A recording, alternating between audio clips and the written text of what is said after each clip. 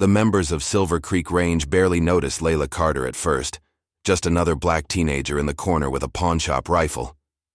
They assigned her the broken lane, whispering dismissive comments. Chase Ellison, their golden champion, smirked openly at her presence. "This place isn't for everyone," they seemed to say without words. None bothered to watch as she practiced on rusty cans in a junkyard, or knew about her military marksman father. When they sabotaged her equipment and banned her from competing, they thought they'd erased her.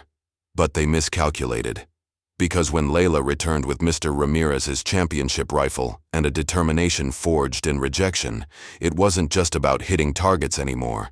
It was about shattering the barriers they never thought she could break, one perfect shot at a time. Just before we get back to it, I'd love to know where you're watching from today. And if you're enjoying these stories, make sure you're subscribed, because tomorrow's special episode is one you definitely don't want to miss. The afternoon sun glinted off the polished glass entrance of Silver Creek Range as Layla Carter trudged past it, her backpack slung over one shoulder and her diner apron tucked under her arm. She slowed her pace, dark eyes lingering on the sprawling white building with its immaculate lawn and American flag fluttering proudly in the breeze.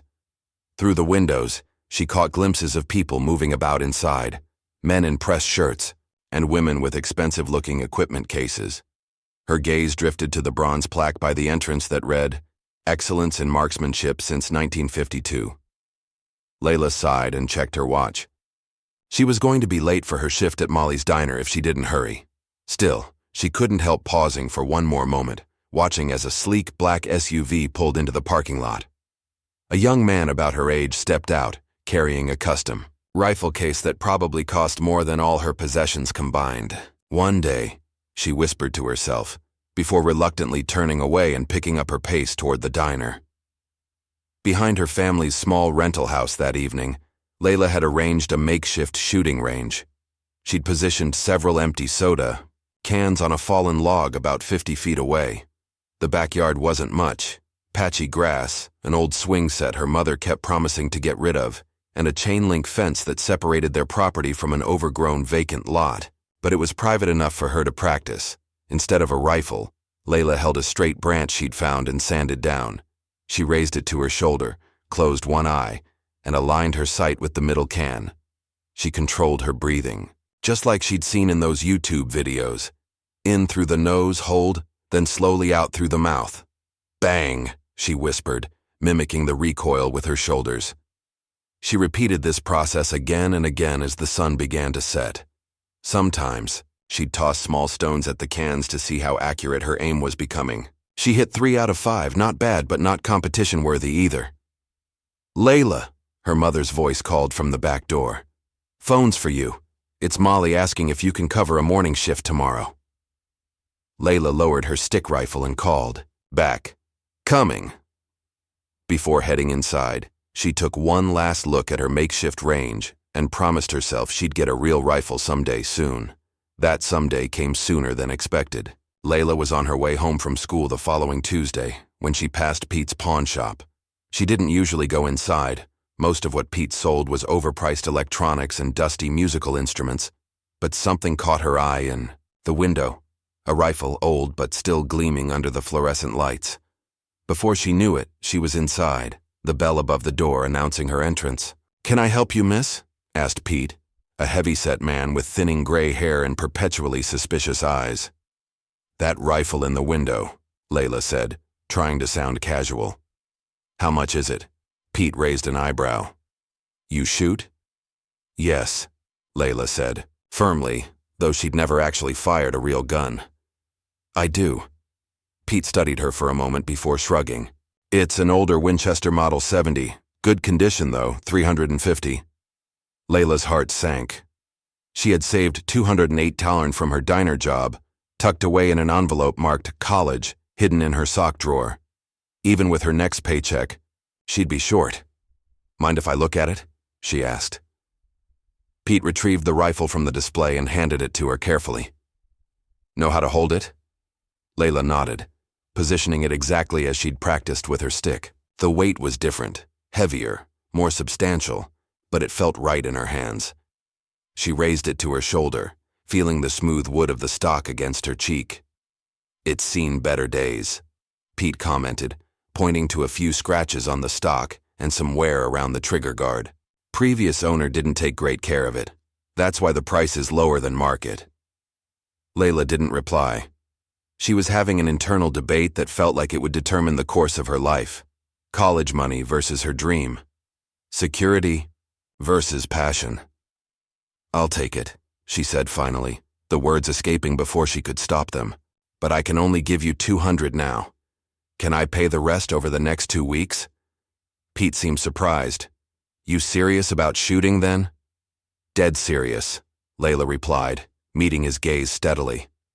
After a moment's consideration, Pete nodded. 200 now, rest in 2 payments, and I'll throw in a basic cleaning kit." He paused, then added, "You know a place to practice? Can't just go shooting anywhere." "Silver Creek Range," Layla said confidently, though she had no idea if they'd even let her through the door. Pete let out a low whistle. "Fancy place. Bunch of old-timers and rich kids showing off. Good luck with that." As Layla counted out her hard-earned money, she tried to ignore the twinge of guilt. This wasn't how the money was supposed to be spent. But some chances only came once, and something deep inside told her this was her moment to grab. 2 days later, Layla stood outside Silver Creek Range, taking in the full scale of the place for the first time. The main building was flanked by outdoor ranges that stretched far into the distance. A large sign listed various competitions and events, all bearing the same name: Chase Ellison, Club Champion. Inside, the lobby was all polished wood and glass trophy cases. Photographs lined the walls, mostly older white men in hunting gear or competition stance, with a few younger faces mixed in. The most prominent photos featured a handsome blonde teenager holding various trophies. Chase Ellison, she presumed, noting his confident smile and the way he held his rifle like it was an extension of himself. Layla approached the front desk, where a middle-aged woman was typing on a computer. She cleared her throat. "Excuse me, I'd like to sign up for range time." The woman looked up, her eyes quickly scanning Layla from head to toe, taking in her simple jeans, worn sneakers, and the second-hand rifle case she'd bought from a thrift store. "Are you lost, sweetheart?" Layla straightened her spine. "No, ma'am. I'm here to shoot." "This isn't a carnival shooting gallery," the woman said with a thin smile. "We're a members-only facility." "Your website says you offer day passes for non-members," Layla countered, having done her research. The woman's smile tightened. "That's correct. A day pass is $75, plus lane rental and target fees." Layla had expected this and had saved accordingly from her last paycheck. "That's fine." As the woman reluctantly began to process her paperwork, Layla became aware of voices behind her. She turned to see a group of teenagers about her age entering the lobby, all carrying high-end equipment. At their center was the blonde boy from the photographs, Chase Ellison himself, somehow even more polished in person. "Looks like your paperwork isn't complete," the receptionist said loudly enough for the others to hear. "You need a guardian's signature if you're under 18. "I'm 18, Layla said quickly. It wasn't true. She was 17 and would be for another 4 months, but she couldn't risk being turned away. Chase and his friends had noticed the exchange. He sauntered over, his custom rifle case slung casually over his shoulder. "Problem here, Mrs. Winters?" "No problem, Chase," the receptionist replied warmly. "Just explaining our membership policies." Chase turned his attention to Layla, eyeing her battered rifle case with barely concealed amusement. "First time?" he asked, though it wasn't really a question. "Yes," Layla admitted, seeing no point in lying. "I could give you some lessons," he offered with exaggerated generosity, causing his friends to snicker. "Shooting's not as easy as it looks in the movies." "I'll figure it out," Layla replied coolly. Chase shrugged. "Suit yourself, don't say I didn't offer to help." He turned to his friends and added in a stage whisper, "Someone should warn the safety officer," triggering another round of laughter as they headed toward the premium lanes. After completing the paperwork and paying a fee that hurt her wallet considerably, Layla was directed to Lane 12. the farthest from the entrance, and clearly the least maintained of the available options. "This is ridiculous," Denise Carter's voice cut through the small living room later that evening. She paced back and forth, her nurse's scrub still on from her double shift. $350 for a rifle? Plus all those range? Fees. What were you thinking, Layla? Layla sat on the worn couch, hands clasped between her knees. "Mom, I know it sounds crazy." "It doesn't sound crazy." "It is crazy," Denise interrupted. "We're 3 months behind on the electric bill. Your senior year fees are coming up, and you're spending money on… what, some fancy hobby?" "It's not just a hobby," Layla protested. "It could be my way out. There are scholarships." Denise shook her head, her voice softening but still firm. "Baby, listen to me. I love that you have dreams, but you need to be realistic. Those scholarships go to kids who've been shooting since they could walk, with parents who can afford coaches and equipment." She sighed heavily. "We need to be practical about things that aren't made for folks like us." The words stung, but Layla recognized the love and fear behind them. Her mother wasn't being cruel. She was being protective, trying to shield her daughter from disappointment. "Can I at least try?" Layla asked quietly. "I'll keep all my shifts at the diner. I won't ask for any money for the range. Just let me try." Denise looked at her daughter for a long moment. "Your father was stubborn like you," she said finally, a rare mention of the man who died when Layla was just 5. "Never knew when to quit either." She didn't explicitly give permission, but she didn't forbid it either. Layla took it as a reluctant yes. That night, long after her mother had gone to bed, Layla sat cross-legged on her bedroom floor with her laptop open to a YouTube video titled Advanced Rifle Marksmanship Techniques. The room was dark except for the screen's glow, illuminating her determined face as she watched a champion shooter demonstrate proper breathing and trigger control.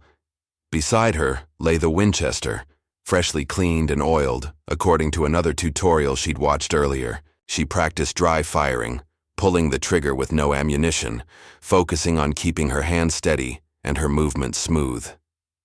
"I belong there," she whispered to herself as the video ended. "And I'll prove it." She set her alarm for 5 a.m. The range opened at 6, and she wanted to get some practice in before her morning shift at the diner. Sleep could wait. Dreams couldn't. What Layla didn't notice during her first frustrating day at the range was the quiet older man working in the equipment room. Mr. Ramirez moved methodically among the racks of rifles and supplies, organizing and repairing, seemingly just part of the background. But his dark eyes had followed Layla's progress throughout the day, noting her determination despite the obvious setbacks. And when she finally left, shoulders slumped but chin still high, there was a quiet glint in his eye. Recognition, perhaps, of something familiar and long forgotten. The next morning arrived with a chill in the air as Layla walked through the front doors of Silver Creek Range.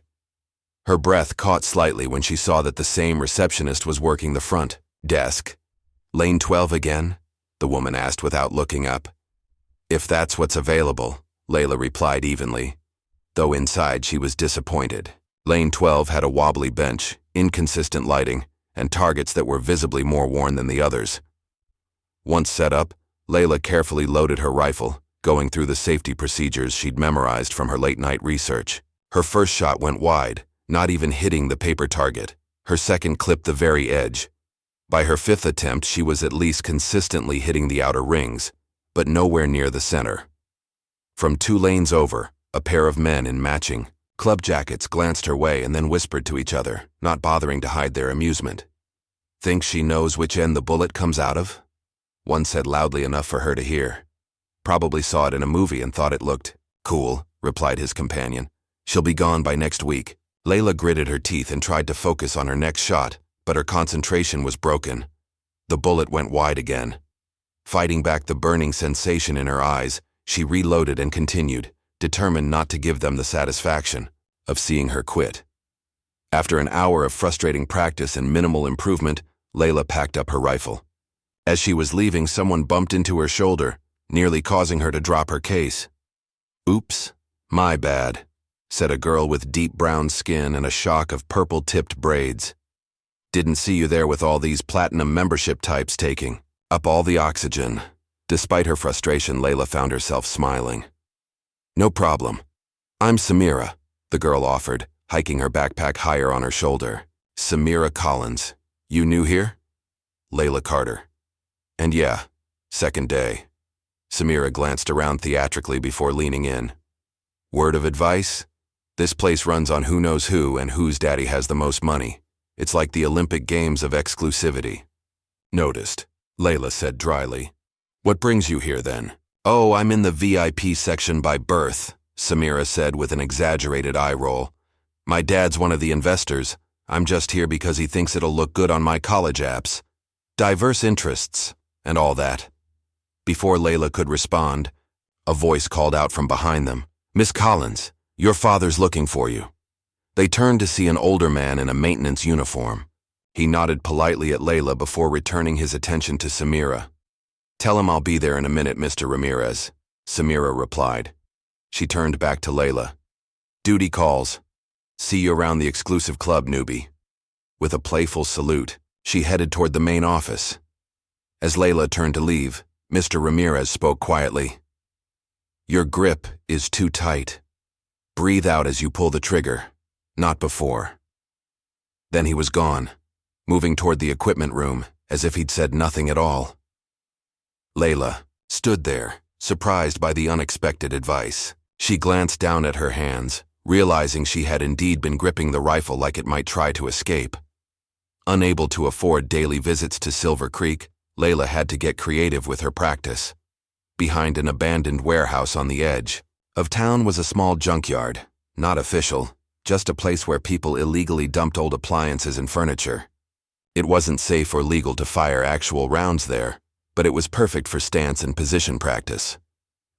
Layla balanced on top of old tires, forcing herself to maintain a steady position on uneven surfaces.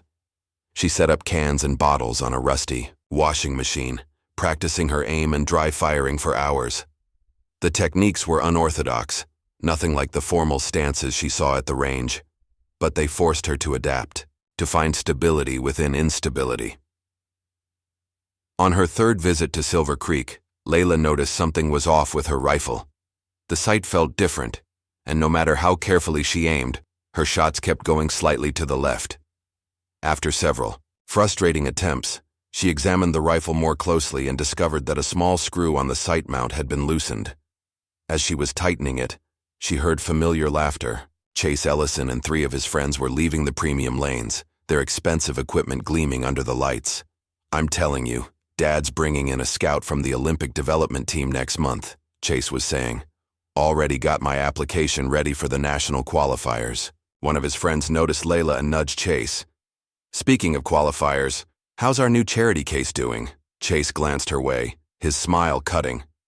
Still here, huh? Stubborn. Layla focused on her rifle, pretending not to hear them.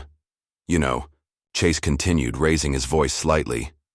Some people just don't get that not everyone belongs everywhere. It's like me showing up at, I don't know, a soul food restaurant or something. His friends laughed as they walked past, leaving Layla with burning cheeks and trembling hands.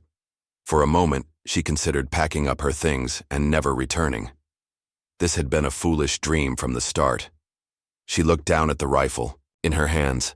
The rifle she'd sacrificed her savings for, the one that represented everything she hoped to become. Walking away now would mean Chase was right, that her mother was right, that everyone who said she didn't belong was right. With deliberate care, she finished adjusting the sight, loaded the chamber, and took her position once more. This time, when she fired, the bullet hit just inside the center ring. That weekend, Samira surprised Layla by showing up at Molly's diner during her shift. Your milkshakes any good? Samira asked, sliding into a booth in Layla's section. Best in town, Layla replied, surprised but pleased to see a friendly face. What brings you to this side of Silver Creek? Curiosity, Samira said with a shrug. And I was thinking, my dad has this small target set up in our backyard. Nothing fancy, but better than Lane 12's prehistoric equipment. You should come by. Sometime to practice. Layla hesitated. Won't your dad mind? He's in Chicago 4 days a week for work. Mom couldn't care less what I do as long as I maintain my GPA. Samira took a sip of water. Besides, it's not like the range where everything's so unofficial. Just two girls hanging out, occasionally shooting at stuff. The offer was tempting. A real target board, a chance to practice without the judgmental eyes of Silver Creek members. Okay, Layla agreed. When? Samira grinned. Tomorrow after your shift? I'll text you the address. As Samira was leaving the diner, an older gentleman entered, taking a seat at the counter. Layla recognized him immediately as Mr. Ramirez from the range.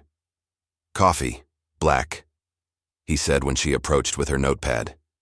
His voice was softer than she expected, with a slight accent she couldn't quite place. Coming right up, she replied, stealing glances at him as she worked. He was reading a newspaper, seemingly oblivious to her curiosity. When she brought his coffee, he thanked her quietly. As he reached for his wallet to pay, something fell from his pocket and clinked against the counter, a tarnished coin about the size of a $50. Layla picked it up to hand back to him and noticed it was a medallion engraved with National Marksman Championship, 1984. Their eyes met as she returned it, an unspoken question in hers.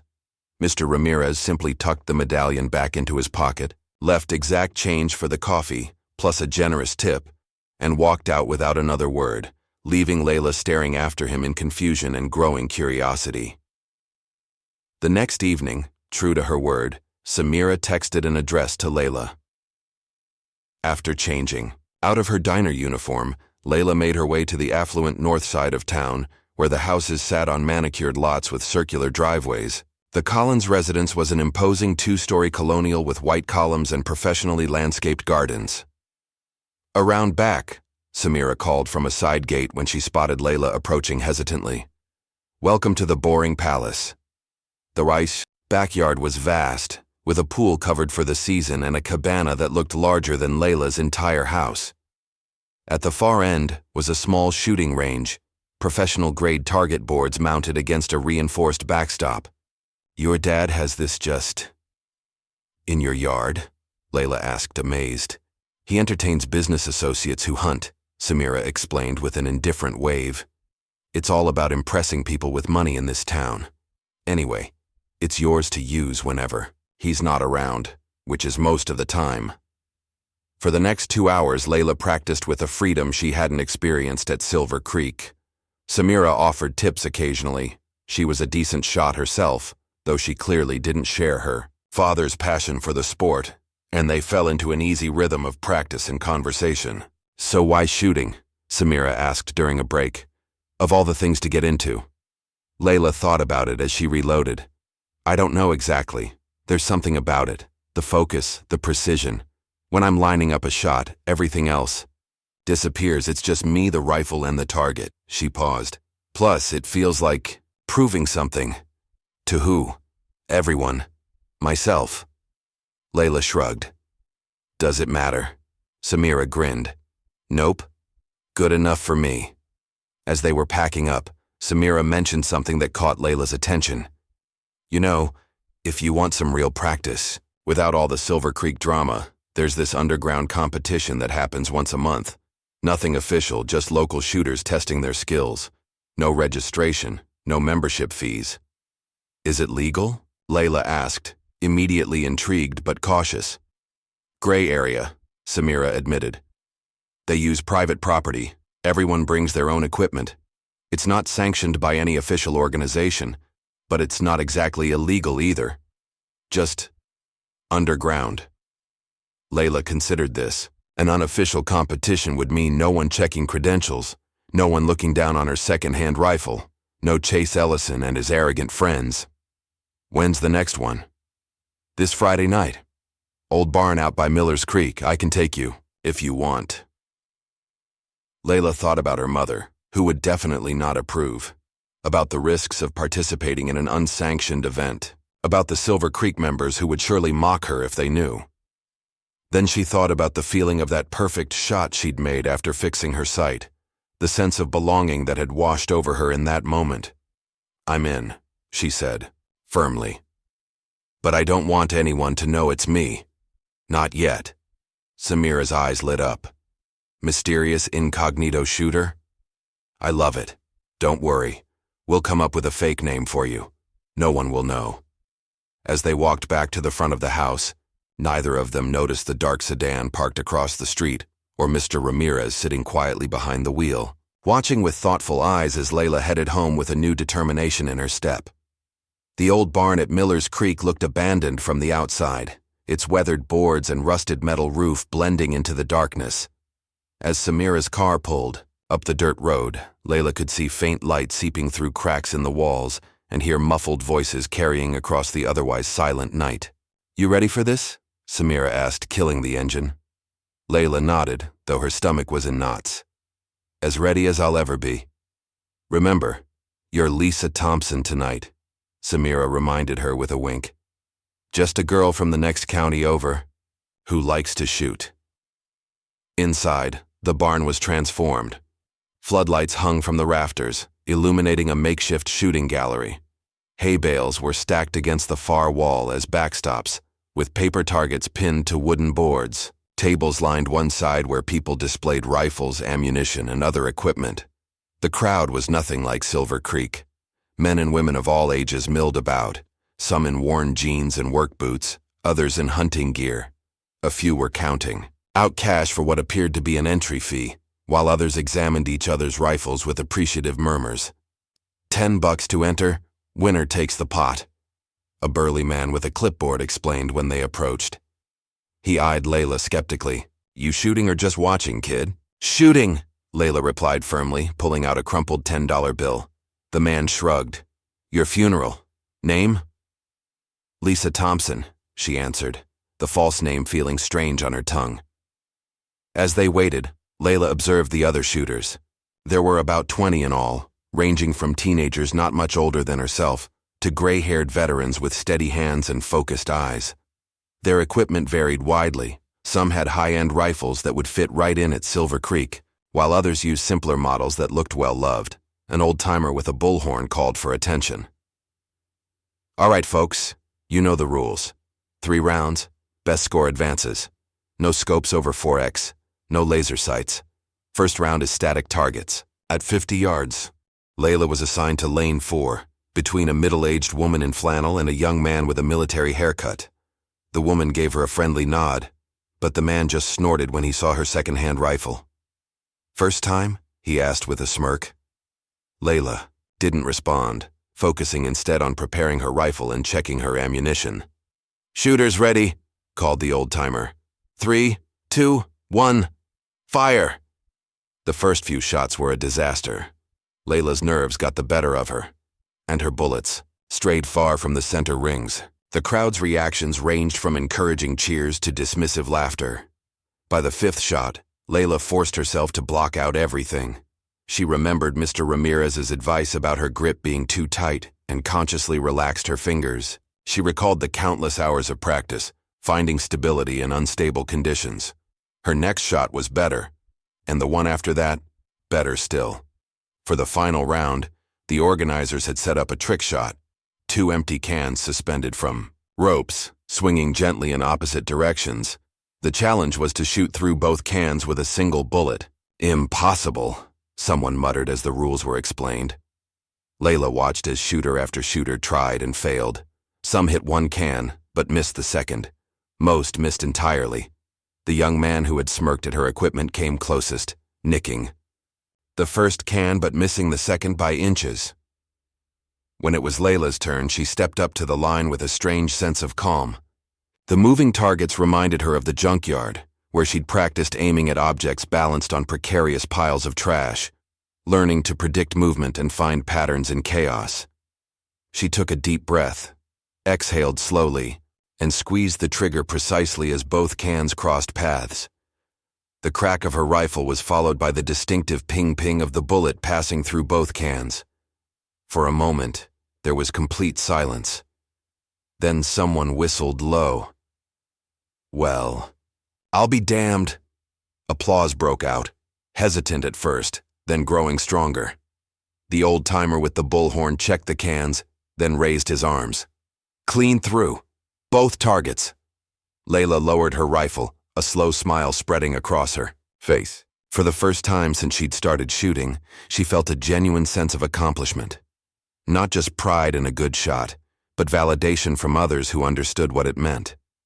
What she didn't notice was the older man standing in the shadows, at the back of the barn. Coach Donovan had come to the underground match out of boredom, not expecting to see anything remarkable. Now his weathered face showed interest as he watched the young girl accept congratulations from the other shooters. Layla didn't win the overall competition. That honor went to the woman in flannel, who turned out to be a former military sharpshooter, but her trick shot had made an impression. As she and Samira were leaving, several people stopped her to ask where she'd learned to shoot, offering tips and invitations to other unofficial events. "Told you," Samira said smugly as they walked to the car. "These are real shooters, not those country club posers at Silver Creek." Layla couldn't stop smiling. "Did you see their faces when I made that shot? For once nobody was looking at me like I didn't belong." "Enjoy it while it lasts," came a voice from behind them. They turned to see a man leaning against a pickup truck, lighting a cigarette. In the flare of the match, Layla recognized him as one of the older competitors who had observed silently throughout the event. "Donovan," he said gruffly, by way of introduction. "That was a nice shot back there. Lucky, but nice." "It wasn't luck," Layla replied, bristling slightly. Donovan raised an eyebrow. "No? Then do it again sometime. Prove it. Wasn't a fluke. Talent shows up consistently, not just when the stars align." Before Layla could respond, he climbed into his truck and drove away, leaving a trail of dust in the night air. The following Monday, Layla arrived at Silver Creek with a new confidence in her step. The validation from the underground match had changed something in her. A confirmation that her passion wasn't misplaced, that she had actual talent worth nurturing. As she was signing in, she noticed Samira in a heated conversation with an older man in an expensive suit near the management office. Samira caught her eye and gave a tight smile before returning to what appeared to be an argument with the man. "Lane 12?" the receptionist asked with the same dismissive tone as always. "Actually, I'd like Lane 7 today, if it's available," Layla replied. Lane 7 was in the middle section, not the premium area, but significantly better maintained than her usual spot. The receptionist looked up, clearly surprised by the request. "Lane 7 is reserved for—" "It's fine, Mrs. Winters," interrupted a voice. Mr. Ramirez stood nearby, clipboard in hand. "Lane 7 had a lighting issue yesterday, but I've fixed it. Miss Carter can use it today." Mrs. Winters looked like she wanted to object but merely nodded curtly. "Lane 7 it is." As Layla gathered her things, Mr. Ramirez moved past her toward the equipment room. "Nice shooting Friday night," he said so quietly that she almost missed it. Layla froze. "You were there?" But he was already gone, disappearing through a staff door without another word. Her practice session that day went remarkably well. The better lighting and stable bench of Lane 7 made a noticeable difference, and the confidence from her success at the underground match translated into more consistent shooting. She hit the center rings repeatedly, each shot building on the success of the last. As she was packing up, Samira approached, looking troubled. "Everything okay?" Layla asked. "That man earlier—" "My father," Samira said with a grimace. "He's not happy about me wasting time with the help, as he so eloquently put it. Someone told him they saw us talking." Layla's stomach dropped. "I don't want to cause problems for you. Please," Samira scoffed. "He causes plenty of problems all by himself." She lowered her voice.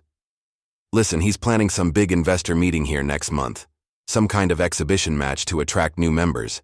Very exclusive, very prestigious, very boring. But he specifically said that certain elements need to be kept away to maintain the club's image." "Elements?" Layla repeated, though she understood exactly what Samira's father had meant. "His words, not mine," Samira assured her quickly. "I just wanted to warn you that he's on the warpath about club standards or whatever." That evening, as Layla returned home from her shift at the diner, she found her mother waiting for her in the living room On the coffee table lay a crumpled flyer for the underground match at Miller's Creek. "Want to explain this?" Denise asked, her voice tight with controlled anger. "I found it in your jacket pocket while doing laundry." Layla's heart sank. "Mom, it's not what you think. Not what I think." Denise stood up, the flyer clutched in her hand. "It's exactly what I think. Some illegal shooting competition in the middle of nowhere? Do you have any idea how dangerous that is?" "It wasn't illegal," Layla protested. "Just unofficial. And I was careful." "Careful?" Denise's voice rose. "You're 17 years old, sneaking around with guns. What if something had happened? What if you'd been hurt or arrested?" "But I wasn't," Layla insisted. "And I won't be. I know what I'm doing." Denise shook her head, tears of frustration welling in her eyes. "No, you don't. That's exactly the problem. You think this is some game, some way to prove yourself, but all you're doing is setting yourself up for heartache, or worse." "I made that shot," Layla said quietly. "The one everyone said was impossible. I made it." "And what does that prove?" Denise demanded. "That you can shoot at cans in a barn? That's not a future, Layla. That's not security." "It could be," Layla insisted. "There are scholarships." "For who?" Denise interrupted. "Not for kids who learn to shoot in junkyards and barns. Not for kids without connections or fancy equipment or years of professional training." The words stung because they echoed Layla's own deepest fears. "So I'm just supposed to give up? Accept that some things aren't for people like me?" Denise's expression softened slightly. "I'm not saying give up on your dreams. I'm saying be realistic about them. Find dreams that won't break your heart or get you killed." "I forbid you from competing in these underground matches again," she continued firmly. "You're humiliating yourself chasing something that isn't meant for you." The words hung heavy in the air between them. Layla wanted to argue further, but the exhaustion in her mother's eyes stopped her. Denise worked double shifts to keep them afloat. Her caution came from love, from fear of seeing Layla hurt. "Fine," Layla said finally, though the agreement tasted bitter on her tongue. No more underground matches. She didn't add that she had no intention of giving up shooting altogether. The next day at Silver Creek, Layla found Mr. Ramirez sitting on a bench outside the main entrance, apparently on a break. He nodded to her as she approached. "Miss Carter." "Mr. Ramirez." She hesitated, then sat beside him. "You were at the match Friday." It wasn't a question this time. He inclined his head slightly in acknowledgement. "Why?" she asked. "Curiosity," he replied simply. "I've been watching you practice. You have an unusual approach. Creative." Layla wasn't sure if it was a compliment or a criticism. "I'm self-taught, mostly, I can tell." A faint smile crossed his weathered face. "It's not a bad thing. Sometimes the unconventional way is more authentic." They sat in silence for a moment, watching cars pull into the parking lot. Members with expensive equipment cases emerged, greeting each other with the easy familiarity of belonging. "You were a champion," Layla said finally. "I saw your medallion, National Marksman Championship 1984. Mr. Ramirez's expression tightened almost imperceptibly. "A long time ago." "What happened?" He was quiet for so long that Layla thought he wasn't going to answer. When he finally spoke, his voice was subdued. "I was accused of cheating, using modified ammunition, the kind of accusation that sticks, even after it's disproven." He looked at his hands, strong, capable hands with calluses that spoke of decades of work.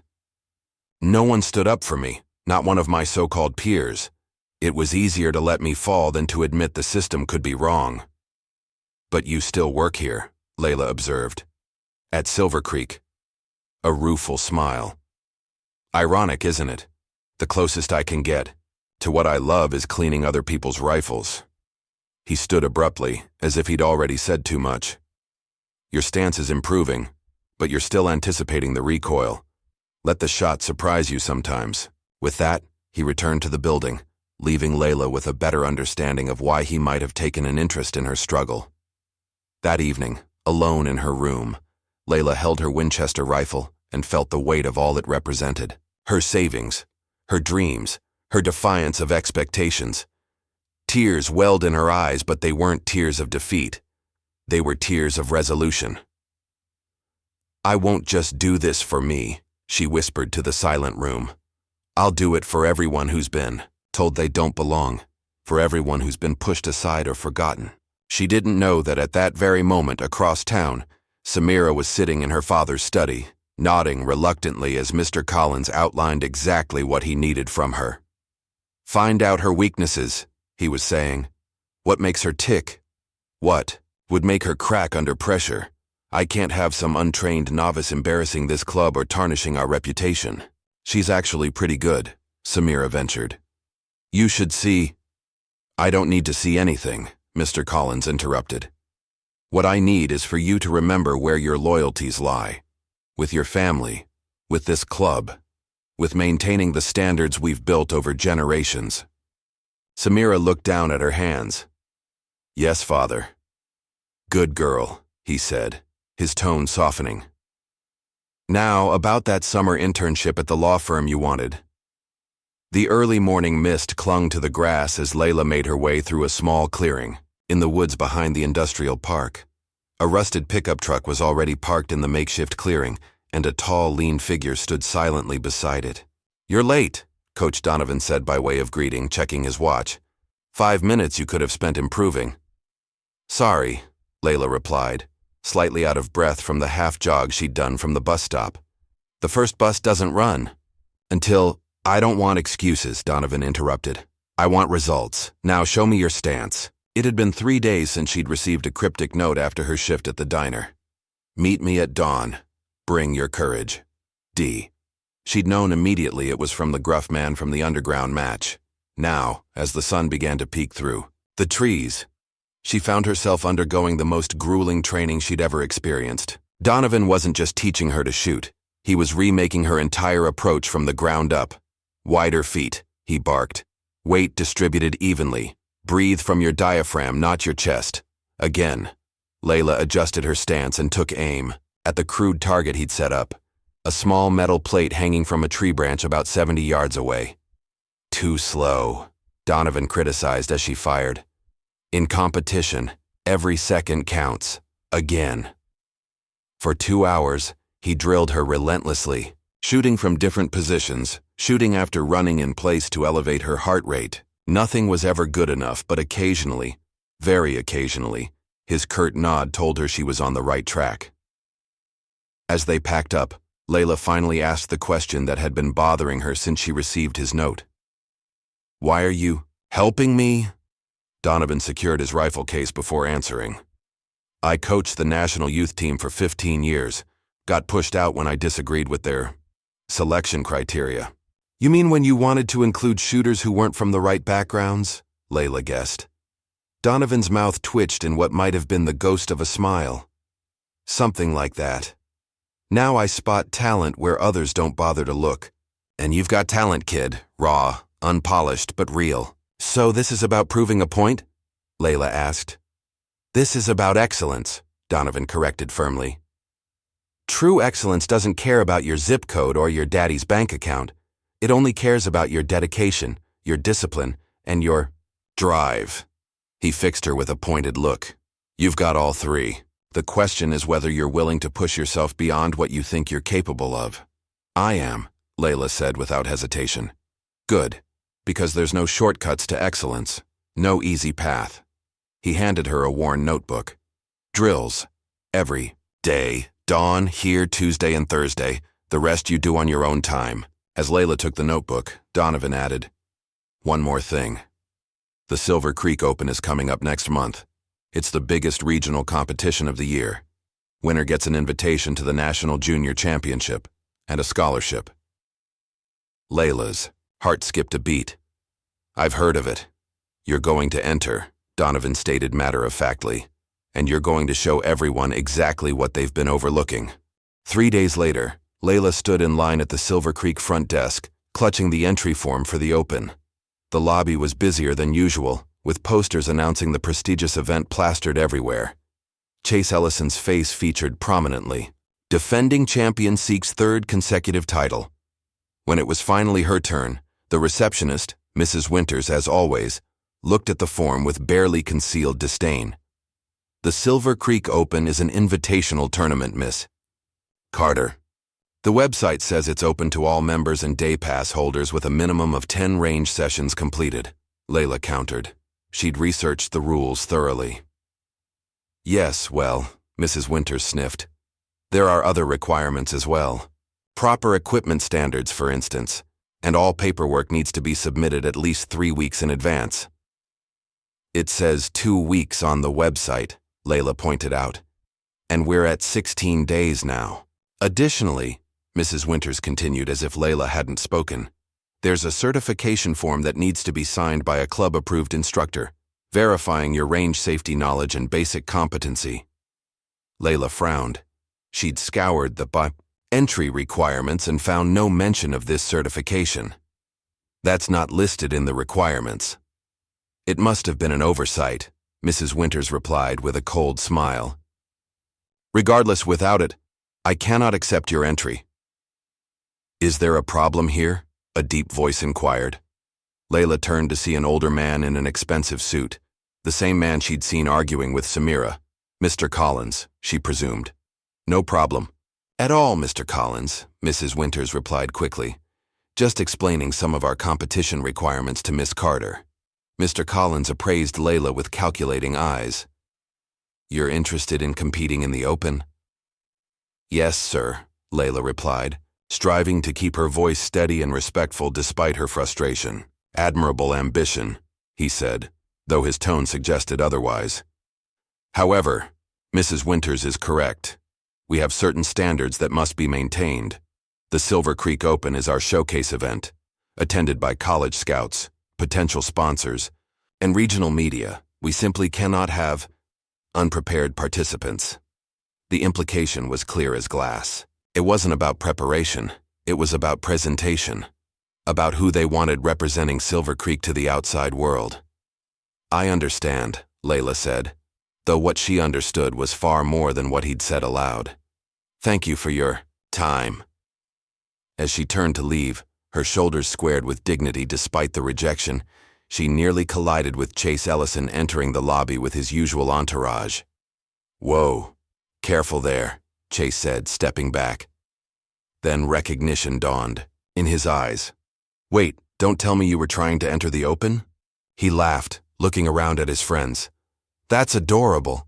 Layla said nothing, attempting to move past him.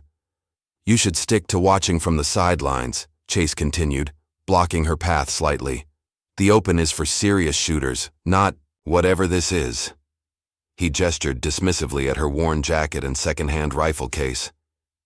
Get out of my way, Chase, Layla said quietly but firmly. Something in her tone must have surprised him, because he actually stepped aside, though his smirk remained.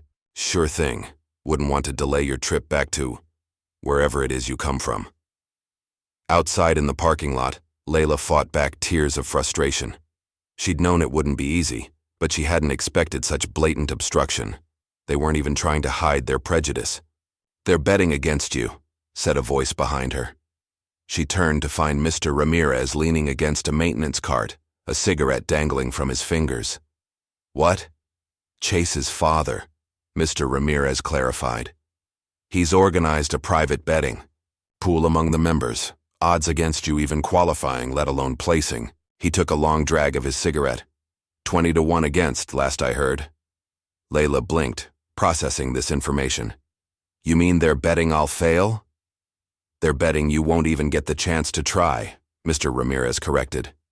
Makes for better odds that way. The unfairness of it all hit Layla like a physical blow. Not only were they trying to keep her out, they were making money on the certainty of her exclusion. Mr. Ramirez must have seen the defeat threatening to overtake her, because he added, You know what the interesting thing about long odds is, though? When they're beaten, they pay out big. A glint appeared in his eyes. Very big. That night, Layla returned home to find her mother sitting at the kitchen table with a small metal box open before her. Inside were photographs, medals, and what appeared to be military dog tags. Mom? Layla asked hesitantly. What's all this? Denise looked up, her expression unreadable. Your father's things. I don't take them out much. Too many memories. She picked up a faded photograph of a handsome young man in army fatigues, a rifle slung over his shoulder. Did you know he was a marksman in his unit? One of the best they had, according to his captain. Layla sat down slowly, stunned by this revelation. You never told me. It hurt too much, Denise admitted quietly. After he died, I put away anything that reminded me of what we lost. She picked up a small medal with a rifle emblem. He won this in a division competition. Said he was going to teach you to shoot someday when you were old enough. Tears welled in Layla's eyes as she gently took the medal, running her thumb over its worn surface. Is that why you've been so against me shooting? Because it reminds you of him? Denise sighed deeply. Partly. And partly because I've spent your whole life trying to protect you from disappointment, from doors closing in your face. But maybe, she continued, her voice growing stronger, I've been protecting you from the wrong things. Maybe instead of shielding you from the fight, I should have been preparing you for it. Layla looked at her mother in surprise. What are you saying? I'm saying, Denise replied, meeting her daughter's gaze steadily, that if you're determined to do this, really determined, then maybe it's time I stopped standing in your way. Maybe it's time I stood beside you instead. For the first time since Layla had bought her rifle, she felt the weight of disapproval lift from her shoulders. With her mother's blessing, the path ahead, difficult as it remained, suddenly seemed possible. What she didn't know was that across town, another conversation was taking place that would make that path even more treacherous. In the luxurious study of the Collins home, Samira stood uncomfortably before her father's desk. Well, Mr. Collins demanded. What did you find out? Samira hesitated, guilt gnawing at her conscience. She's been training with someone, early mornings before the range opens. Who? I'm not sure, Samira admitted. Some older guy, ex-military, type. Mr. Collins leaned back in his leather chair, processing this information. Interesting. And what about weaknesses? Pressure points? Samira forced herself to continue, hating every word. She tenses up when people watch her, gets distracted by comments, and her rifle's sight is sensitive. Even a small adjustment throws off her aim completely. Good, Mr. Collins nodded, approvingly. Very good, Samira. I knew I could count on you. The following day, as Layla arrived for her qualifying session, Mr. Ramirez had arranged for her to demonstrate her skills to an independent judge who might override the certification requirement. She found her rifle's scope completely misaligned. No matter how she adjusted it, she couldn't get it back to the precise calibration she'd perfected over weeks of practice. Nervous? Chase asked with mock sympathy as he passed by her lane. First big competition jitters are totally normal. For some people, anyway. When the judge arrived to evaluate her, she performed far below her actual skill level. I'm sorry, Miss Carter, the judge said afterward, not unkindly. But I can't recommend you for competition level based on what I've seen today. Perhaps with more practice. As she packed up her rifle, a club official approached with an apologetic expression. Miss Carter, I'm afraid I need to speak with you about a rules violation. Rules violation? Layla repeated, confused. What are you talking about? One of our members has reported seeing you use non-regulation ammunition during practice. That's a serious safety violation and grounds for immediate suspension of range privileges. Layla stared at him in disbelief. That's not true. I've never used anything but standard ammunition. Nevertheless, the official continued, we'll need to conduct an investigation. In the meantime, your range access is suspended, effective immediately. As she was escorted out of the building, she spotted Samira watching from a distance, an expression of unmistakable guilt on her face. Their eyes met for a brief, charged moment, and in that instant, Layla understood everything. The betrayal hit her like a physical blow. Samira, her only friend in this world, the person who had encouraged and supported her, had been working against her all along. As she reached her bus stop, Her phone buzzed with a text from Samira. "We need to talk, I can explain." Layla stared at the message for a long moment before typing her reply. "There's nothing to explain. I trusted you. That was my mistake." As the bus approached, Layla spotted Mr. Ramirez walking toward her, a long, slender case tucked under his arm. His expression was solemn but determined. "I heard what happened," he said simply. "They won't let you back in, not for the qualifying rounds, not for practice, not for anything." Layla nodded, beyond words at this point. Mr. Ramirez held out the case. "This was mine, from before. It's seen better days, but it's true. Never misses where it's aimed." Layla hesitated, recognizing what he was offering. Not just a rifle, but a legacy. A chance to continue what he'd been forced to abandon. "Take it," he urged. "Go finish what they told us we couldn't." As Layla accepted the case, determination hardened in her chest. They had tried to block her entry, tamper with her equipment, and tarnish her reputation. They had even turned her friend against her, but they had made one critical mistake. They had made it personal. And now, armed with Ramirez's championship rifle and a renewed sense of purpose, Layla was more dangerous than ever. Layla sat alone at the counter of Molly's diner long after closing time.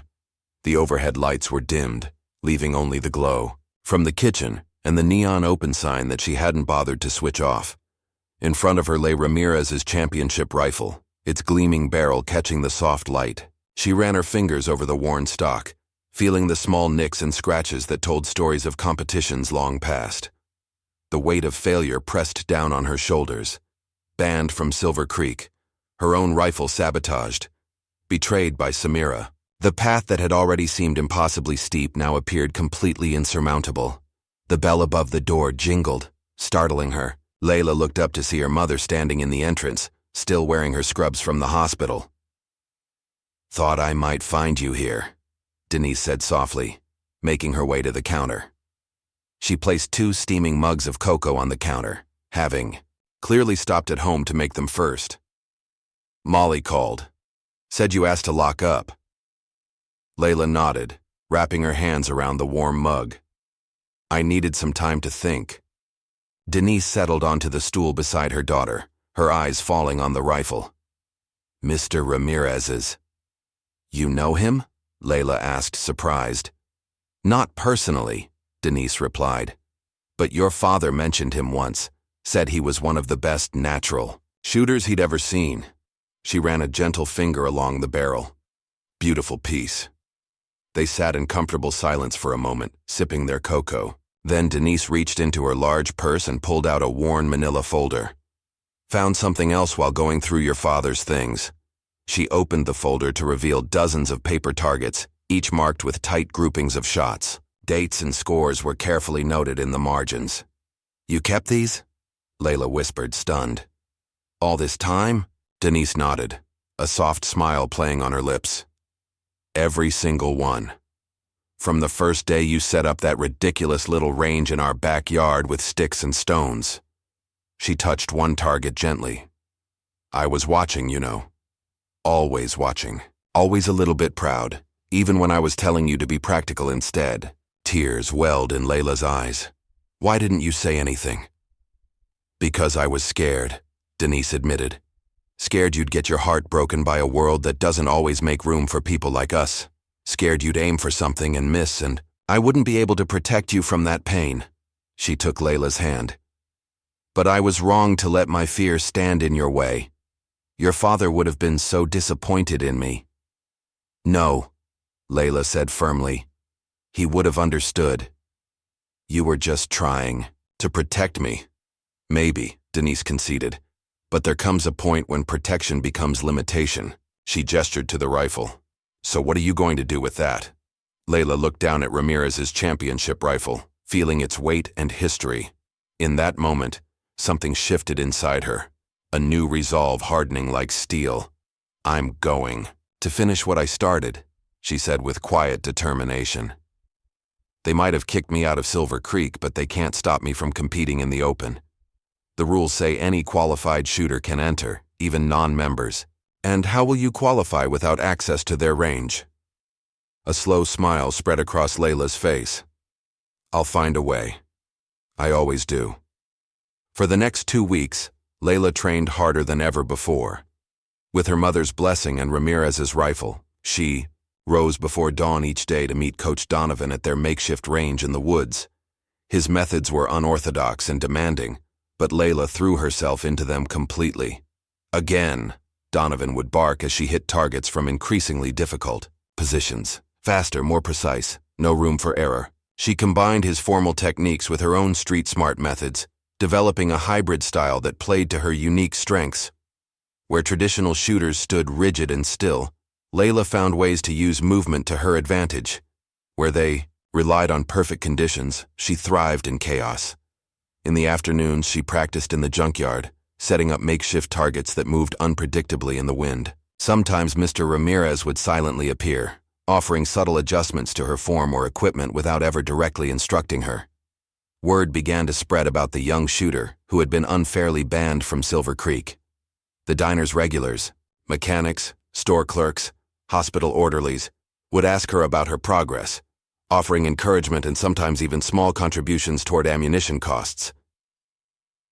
Heard what those Silver Creek folks did to you, Old Joe, a retired factory worker, told her one morning as she refilled his coffee. Bunch of elitist nonsense. You show 'em what real talent looks like. Even some of the younger staff at the range began to question the official story. A janitor slipped Layla a copied set of the Open's official rules, highlighting a clause that could help her case. The lunch lady who worked the range's cafeteria started sharing insider information about practice times and judge schedules. But while support grew among the everyday people of the town, the powers at Silver Creek grew more, determined to keep Layla out. Chase, growing increasingly anxious about his competition, pressured his father to take more drastic measures. She's actually getting better, Dad, Chase complained in his father's study. People are talking about her. What if she finds a way to compete? She won't, Mr. Collins assured his son, but to be safe, I've called in a favor. He showed Chase a photograph of a college-aged shooter with multiple championship titles.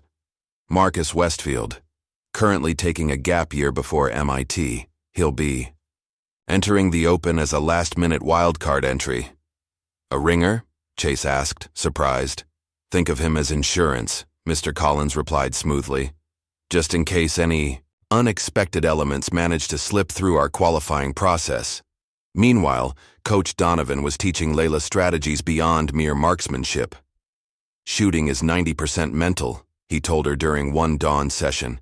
The best technical shooter in the world will lose to someone with ice in their veins and fire in their belly. He subjected her to distractions during practice, playing loud music, shouting discouraging comments, even throwing small objects near her as she aimed. At first, Layla's performance suffered dramatically under these conditions, but gradually, she learned to narrow her focus to create a bubble of concentration that nothing could penetrate. They'll try to get in your head, Donovan warned. They'll whisper things, stand too close, make noises during your shot. You need to be ready. I will be, Layla promised, her determination growing with each practice session. The breakthrough came 3 days before the Open, when a letter arrived at Layla's home. The Silver Creek Range Board of Directors, under threat of a discrimination lawsuit from an anonymous benefactor, had been forced to reinstate Layla's eligibility for a final qualification attempt. It's a trap, Donovan warned when she called him with the news. They'll find another way to disqualify you. Probably, Layla agreed. But it's my only shot. The next morning, Layla returned to Silver Creek for the first time since her humiliating expulsion. The atmosphere was tense as she walked through the lobby, drawing stares and whispers from members. Chase and his friends stood near the trophy case, watching her with undisguised hostility. Mrs. Winters directed her to Lane 1, ironically, the most prestigious lane, where her performance would be visible to everyone in the range. A small group of officials and judges gathered nearby, clipboards in hand, clearly expecting a failure. Layla unpacked Ramirez's rifle with careful, deliberate movements, ignoring the murmurs around her. She noticed Mr. Ramirez in the corner, pretending to clean equipment while watching from beneath lowered brows. Her mother stood at the back of the room, hands clasped tightly in front of her.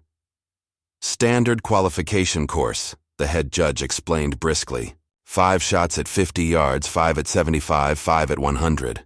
Minimum score of 85 out of 100 possible points to qualify for the Open. Layla nodded, stepping up to the line. She closed her eyes briefly, centering herself as Donovan had taught her. Then she raised the rifle, sighted her target, and fired her first shot. Bullseye. Her second shot landed right beside the first, then the third. By the time she finished her first round, a perfect cluster of holes marked the center of the target. The room had gone utterly silent. She moved through the 75-yard shots with the same fluid precision, each bullet finding its mark with unerring accuracy. As she prepared for the 100-yard series, she caught sight of Chase's astonished face, his confident smirk replaced by dawning horror. Her final shot broke through the exact center of the target, completing a perfect score of 100, a feat that even the most accomplished shooters rarely achieved in qualification. The silence that followed was deafening. Then the head judge cleared his throat. "Miss Carter has qualified for the Silver Creek Open." A ripple of murmurs spread through the onlookers. Some faces showed shock, others admiration, and a few, particularly among the younger staff members, broke into small, quickly suppressed smiles. As Layla packed up her rifle, she became aware of someone approaching from behind. She turned to find Samira standing there, her expression a complex mixture of guilt and determination. "That was amazing," Samira said quietly. Layla said nothing, simply continuing to pack her equipment. "I'm sorry," Samira continued, her voice dropping even lower. "What I did, there's no excuse. But you should know. My father brought in a ringer, Marcus Westfield. He's a collegiate champion with Olympic qualifiers." Layla paused, absorbing this information. "Why are you telling me this?" "Because it's wrong," Samira replied, meeting her gaze directly. "All of it. The sabotage, the lies, the fixed competition." She swallowed hard. "I can't undo what I did to you, but I can try to make it right." Before Layla could respond, Samira walked away, leaving her to wonder whether this was another trap or a genuine attempt at redemption. As Layla left the range that day, Chase stepped into her path, his earlier shock replaced by cold fury. "Enjoy your little moment," he hissed. "You won't survive the first heat of the actual competition." Layla met his gaze steadily, a small smile playing at her lips. For the first time since she'd entered Silver Creek, she felt no fear or intimidation, only a calm certainty that she belonged exactly where she was. The morning of the Silver Creek Open dawned clear and bright. The range had been transformed, with a large tent erected in the parking lot to accommodate the crowds. Banners proclaimed the event's prestige, and local news crews set up cameras to capture what was typically a showcase for Chase Ellison's talents. Inside, the atmosphere crackled with tension. Competitors from across the region warmed up in the practice lanes, each focused on their own pre-competition rituals. Layla found herself assigned to the first round of heats, paired against Tommy Ellison, Chase's cousin, a skilled shooter in his own right. "Luck of the draw," Mrs. Winters had explained with a poorly concealed smirk when handing out the assignments. Tommy approached Layla as they waited for their heat to begin. "Nothing personal," he said, his tone suggesting the exact opposite. "But the Ellison family has a reputation to maintain." Layla simply nodded, focusing on her breathing and mental preparation as Donovan had taught her. She could feel the stares of the crowd, hear the whispers questioning her presence, but she let it all fade into the background. "First heat, lane 3 and 4, the announcer called. "Tommy Ellison and Layla Carter." A murmur ran through the audience at the mention of Layla's name. Many had heard rumors about the outsider who had forced her way into the competition, but few had expected her to actually appear. The first round course was challenging but straightforward, stationary. Targets at varying distances, with scoring rings that grew smaller as the distance increased. Tommy shot first, hitting the targets with practiced precision. His form was textbook perfect, his groupings tight and consistent. When Layla stepped up to the line, a hush fell over the audience. She took a moment to steady herself, then raised Ramirez's rifle to her shoulder. Her first shot struck the center ring cleanly, drawing a few surprised murmurs. Her second and third followed with equal precision.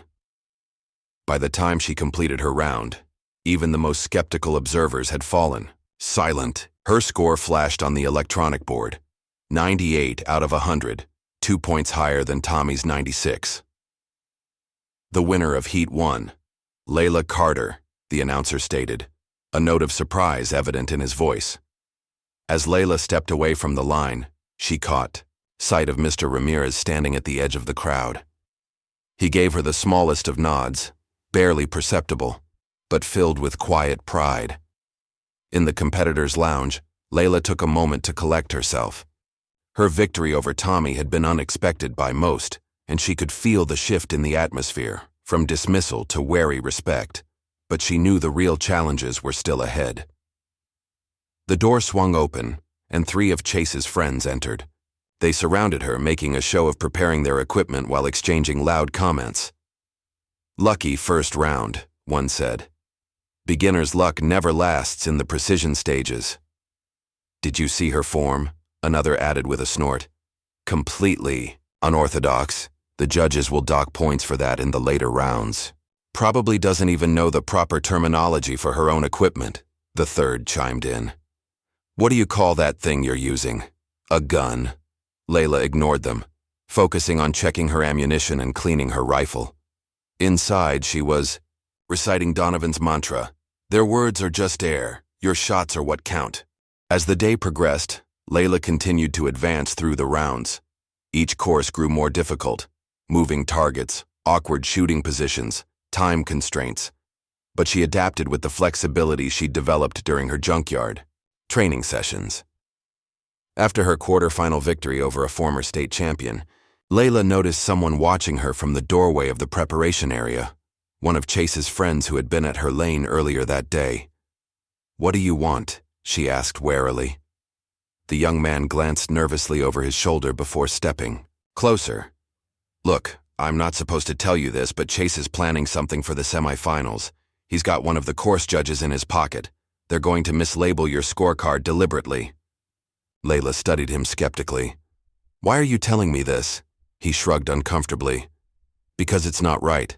I joined this club to shoot, not to cheat." He hesitated, then added, "My grandfather was a lot like you. Talented but from the wrong side of town. Never got his fair shot." "Thank you," Layla said simply, recognizing the courage it had taken for him to approach her. Armed with this information, Layla was vigilant during the semi-finals. When she caught a judge attempting to mark her final shot as an 8 instead of the clear 10 it was, she calmly but firmly requested verification from the head judge. The electronic scoring system confirmed her score, forcing the compromised judge to correct his error. Her opponent in the semi-finals was Marcus Westfield, the ringer Mr. Collins had brought in. Tall and confident, with precision equipment and flawless technique, he represented everything Silver Creek valued. The course was the most challenging yet, moving targets with variable speeds, unpredictable wind conditions, and strict time limits. Marcus shot first, delivering an impressive performance that drew applause from the crowd. His score of 94 seemed nearly unbeatable under the conditions. As Layla prepared for her turn, she noticed Chase and his father watching intently from the viewing area, clearly expecting Marcus to eliminate her from the competition.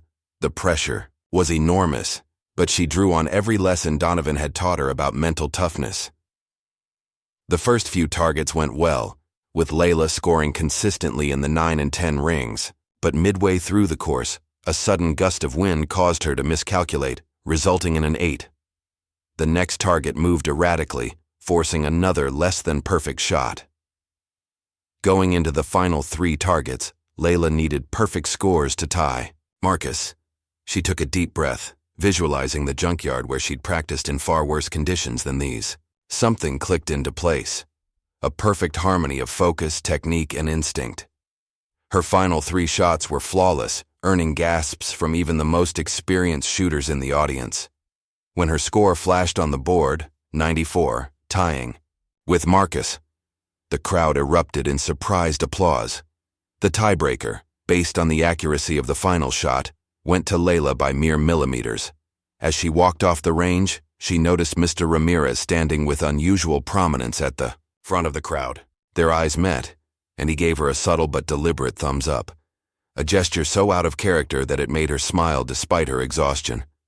That smile faded quickly when she looked down at her dominant hand, a small splinter from the rifles. Stock had embedded itself in her palm during the last round, creating a painful wound that was now swelling slightly.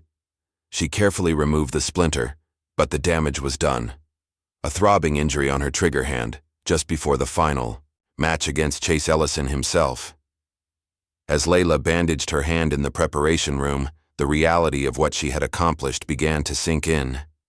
From practicing with sticks in her backyard, to the finals of the Silver Creek Open in just a few short months. But the greatest challenge still lay ahead, a head-to-head matchup against the reigning champion, with a wounded hand and the entire Silver Creek establishment rooting against her. The door swung open, and Chase leaned against the frame, his confident smirk back in place as he noticed her bandaged hand. Injury problems? What a shame, he said with mock sympathy. Maybe you should withdraw now. Save yourself the embarrassment of losing in front of everyone. Layla looked up at him calmly. I'll see you on the range, Chase. His smirk faltered slightly at her confidence.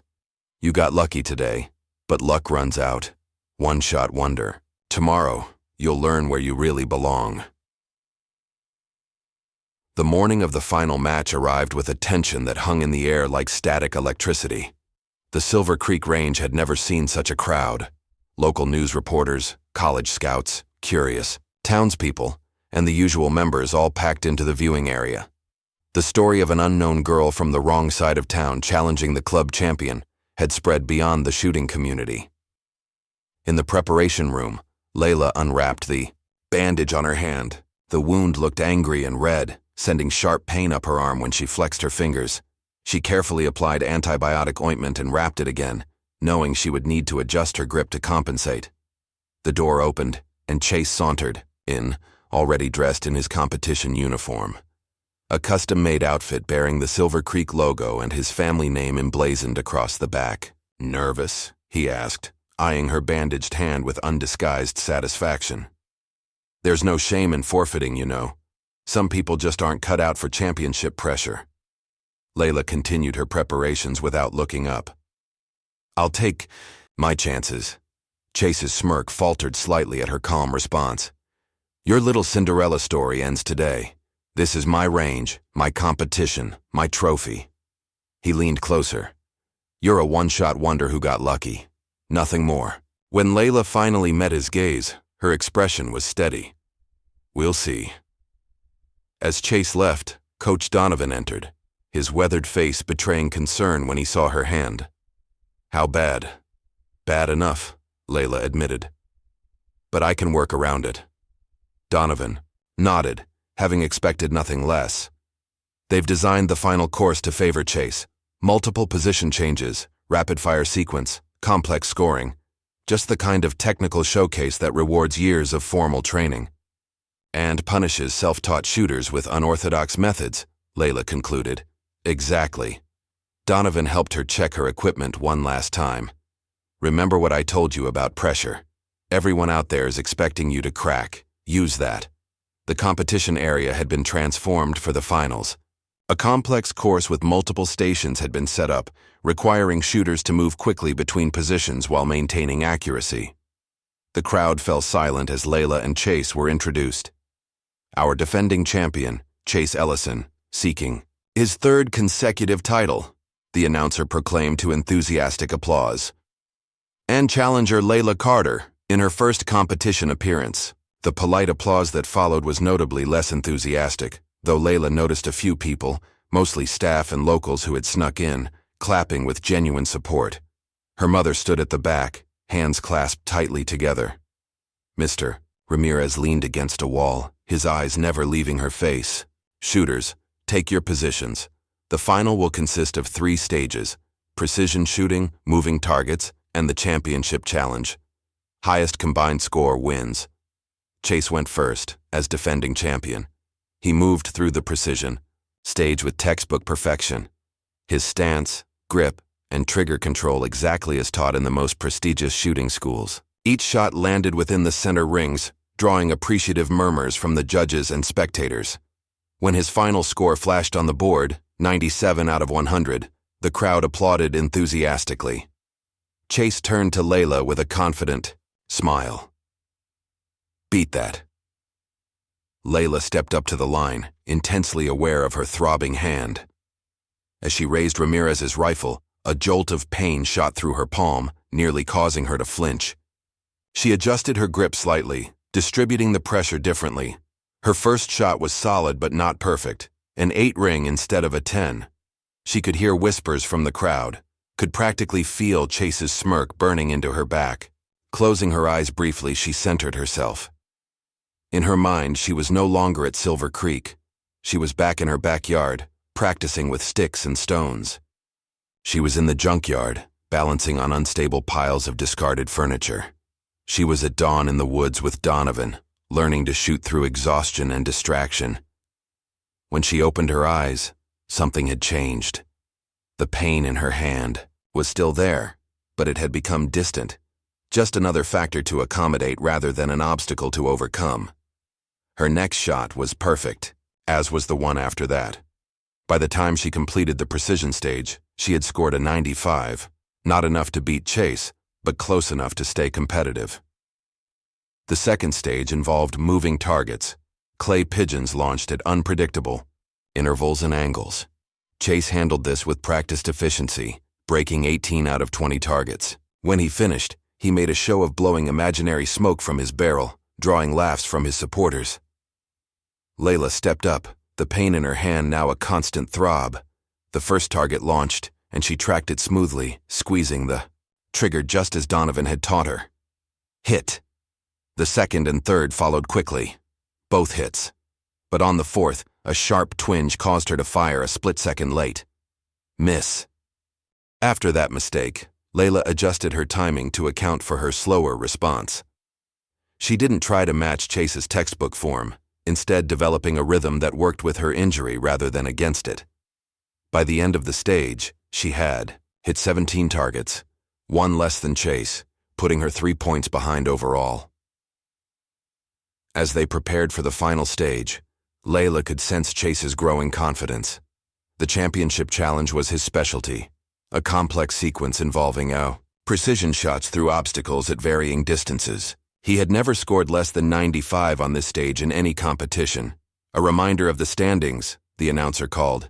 Chase Ellison leads with 195 points. Layla Carter follows with 192 points. The championship challenge is worth 100 possible points. Chase took his position, his movements fluid and assured.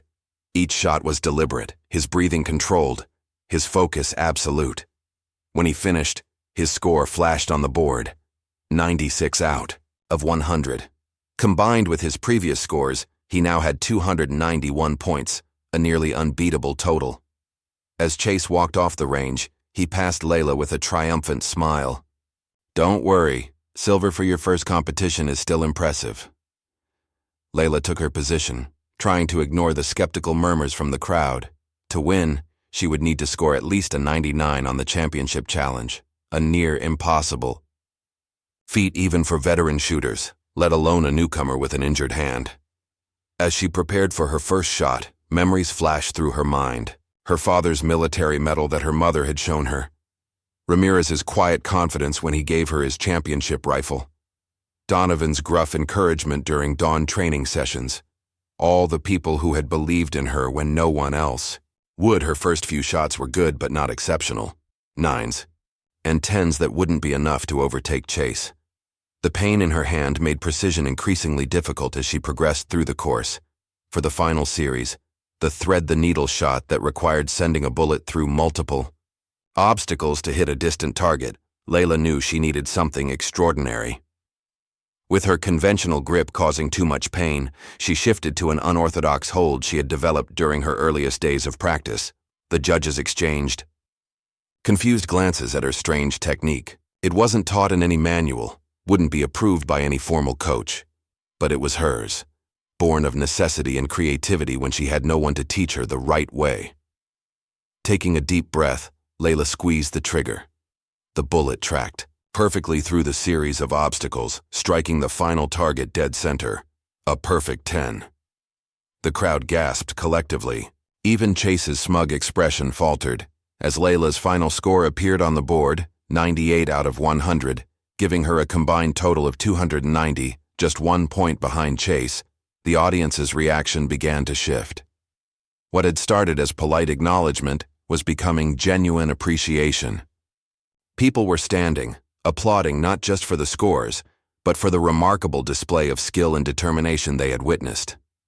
For the championship tiebreaker, both shooters would face the ultimate challenge, a single shot at a target, partially obscured by swinging pendulums, with a time limit of just 10 seconds. Chase went first, his confidence slightly shaken but still intact. As he raised his rifle, his normally perfect stance showed a hint of tension. He hesitated a fraction, too long, rushing his shot as the time limit approached. The bullet struck just outside the center ring, a 9 instead of a 10. When Layla stepped up for her final shot, the range fell completely silent. She could feel everyone watching: Chase and his father, the judges, her mother, Ramirez, the crowd of strangers drawn by the unusual spectacle. But in that moment, they all faded away. It was just her, the rifle, and the target. Ignoring the searing pain in her hand, Layla found her grip, sighted the target through the swinging obstacles, and waited for the perfect moment. 3 seconds remained on the clock when she found her window and squeezed the trigger. The crack of the rifle was followed by an instant of breathless silence. Then the target lit up, showing not just a perfect bullseye but a shot that had broken the electronic sensor in the very center, something that had never happened before in Silver Creek's history. The scoring system flashed. 10+1, range. Record. The stunned silence lasted only a moment before the crowd erupted into wild applause. People who had come expecting to see Chase's coronation were on their feet, cheering for the underdog who had defied all expectations. Chase stood frozen, staring at the scoreboard in disbelief. Then, in a gesture that revealed his true character, he threw his rifle down on the table and stormed off, brushing past officials who tried to direct him to the awards area. As the reality of her victory sank in, Layla felt a strange sense of calm. All the struggle, all the doubt, all the pain. It had led to this moment of perfect validation. Not just a win, but a record-breaking shot that no one could dismiss or explain away. "Ladies and gentlemen," the announcer called as the applause finally quieted, "I present to you the new Silver Creek Open champion, Layla Carter." The head judge approached with the championship medal and trophy. As is tradition, our new champion is invited to say a few words. Layla hesitated, looking out at the sea of faces. Most were still strangers, people who had dismissed or ignored her until this moment. But among them were those who had believed in her, her mother, beaming with pride, Mr. Ramirez, standing straighter than she had ever seen him, Coach Donovan at the back, arms crossed but with the ghost of a smile on his weathered face. And beyond them, she noticed younger kids watching wide-eyed from the edges of the crowd, some of them looking at her the way she had once looked at the photos of champions that lined Silver Creek's walls. Taking a deep breath, Layla stepped to the microphone. "Thank you," she began, her voice steady despite her racing heart. "I never expected to be standing here today. A few months ago I was practicing with sticks in my backyard because I couldn't afford ammunition. I was told repeatedly that places like this weren't for people like me." She paused, looking around at the club that had tried so hard to exclude her. "But I learned something important along the way. Excellence doesn't care about your zip code or your bank account. It doesn't care what you look like or where you come from. Excellence only asks one question: are you willing to work harder than everyone else?" The crowd had fallen completely silent, hanging on her words. To every kid who's ever been told they don't belong somewhere, whether it's a shooting range or a science lab or an art studio, remember this: barriers are often just other people's, fears disguised as rules. Your job isn't to accept those barriers. Your job is to prove they never should have existed in the first place." As she finished, the applause was deafening. People who had never spoken to her were now cheering, moved by both her performance and her words. Even some of Silver Creek's old guard found themselves nodding in reluctant respect. Near the trophy display, a scout from the national junior team approached with a business card. "That was extraordinary shooting, Miss Carter. We'd like to discuss a sponsorship and training opportunity with our development program." Before Layla could respond, another man in a suit stepped forward. "I represent Western State University. We offer full scholarships to shooters of your caliber for our championship team." The offers continued as people pressed forward, suddenly eager to be associated with the new champion. Layla accepted their cards politely, still processing the dramatic shift in how the world now saw her. Across the room, Mr. Ramirez was surrounded by a small group of older members, former champions, and officials who had once shunned him. Now, they were shaking his hand, clapping him on the shoulder, welcoming him back into the fold. His rehabilitation was complete, his name cleared by the success of his protégé. In a corner, Mr. Collins was engaged in a heated conversation with the club's board members. News of Chase's sabotage attempts and his father's manipulation of the competition had begun to circulate, fueled by Samira's decision to come forward with what she knew. The family's long-standing dominance of Silver Creek was crumbling before their eyes. As the celebration continued, Denise made her way through the crowd to her daughter. Without a word, she wrapped Layla in a tight embrace. "Your father would be so proud," she whispered, tears glistening in her eyes. "I am so proud." When they separated, Denise reached into her purse and pulled out a small box. "I was saving this, waiting for the right moment." Inside lay a tarnished set of dog tags and a faded photograph of a young man in military uniform. Layla's father at about her age, standing with his unit, a rifle slung over his shoulder and a medal pinned to his chest. "He always said talent runs in the blood," Denise said softly. "Looks like he was right." Layla clutched the treasured items, feeling a connection to her father that transcended time and memory. A shared passion, a common gift, a legacy fulfilled. Later, that evening, after the crowds had dispersed and the interviews had ended, Layla returned to Silver Creek to retrieve some equipment she had left behind. The range was quiet, the lights dimmed except for the display cases where her name now appeared on the championship plaque. As she gathered her things, she heard footsteps and turned to find Samira standing awkwardly by the door. "Congratulations," Samira said, genuine admiration in her voice. "What you did today was amazing." Layla nodded, still uncertain where they stood after everything that had happened. "I know I can't just say sorry and make it all better," Samira continued. "But I want you to know that watching you stand up to all of this," she gestured around at the club, "it gave me the courage to stand up to my father. I'm going to art school next year, not law school, not what he planned for me." A small smile crossed Layla's face. "Good for you." Can we ever be friends again?" Samira asked hesitantly. "I don't know," Layla answered honestly, "but I'm willing to see where it goes." It wasn't forgiveness, not yet, but it was a start. The following week, Layla visited Pete's pawn shop where her journey had begun. Pete looked up from behind the counter, recognition and then surprise crossing his face. "Well, well, if it isn't the champion herself," he exclaimed, holding up a local newspaper with Layla's photo on the front page. "You're quite the celebrity now."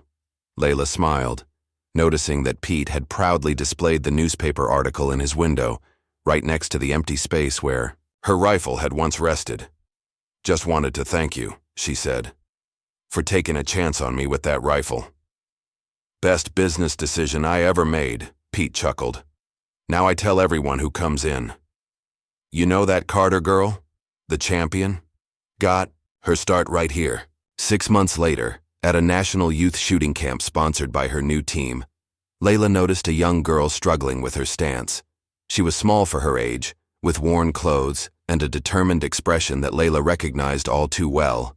"You're gripping too tight," Layla said, kneeling beside her. "Here, try it like this." The girl looked up with wide eyes, clearly starstruck to be receiving advice from the now famous champion. "I never thought I'd get to meet you," she breathed. "All the kids at my school started talking about shooting because of you. They said, if Layla Carter could do it, anyone can, with enough work." Layla finished, adjusting the girl's elbow slightly. "What's your name?" "Maya," the girl replied shyly. "Well, Maya, let me tell you something someone once told me. Excellence doesn't care where you come from. It only cares where you're going." Layla stepped back, watching as Maya's next shot hit much closer to the center. "And from what I can see, you're going somewhere special." As Maya beamed with new confidence, Layla felt the circle complete itself. What had begun as one girl's impossible dream had become a bridge for others to cross, a door held open for those who would follow. The legacy of Layla Carter, the simple black teen who was ignored at the shooting range until her first shot, broke the champion's record, was just beginning. What happens when we finally break the barriers others built around us? Who else might find courage in our defiance? If Layla's journey moved you, hit the like button and subscribe for more stories that challenge the limits others place on our dreams.